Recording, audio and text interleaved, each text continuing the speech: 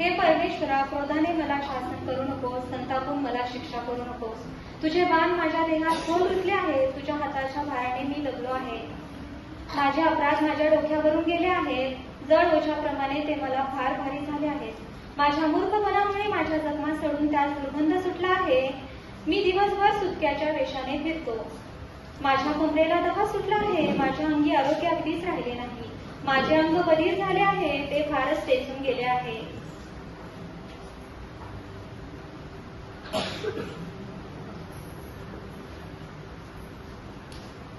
मी आपल्या हृदयातल्या तळमळीमुळे ओरडत आहे. हे परमेश्वरा, तुला माझी प्रत्येक इच्छा ठाऊक आहे. माझे कणने तुझ्यापासून गुप्त नाही, माझे काळीज धडधडत आहे.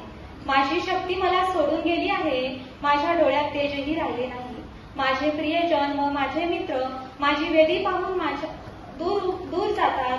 माझे आप्तजन व माझे जवळचे माझ्यापासून दूर उभे राहतात. माझा जीव घ्यावयास टपणारे मला धरण्यासाठी फाशी टाकीतात. माझे अनिष्ट चितणारे अपकारक गोष्टी बोलतात. दिवसभर ते कपटाच्या मसलती करीत राहतात. मी तर धैर्यासारखा होऊन ऐकत नाही, मुख्यासारखे मी आपले तोंड उघडत नाही. ज्या मनुष्याला ऐकू येत नाही, जो प्रत्युत्तर देत नाही, त्याच्यासारखा मी झालो आहे. हे परमेश्वरा, मी तुझी आशा धरली आहे. हे माझ्या देवा, तू माझे ऐकशील, कारण माझे अपराध फार झाले आहेत.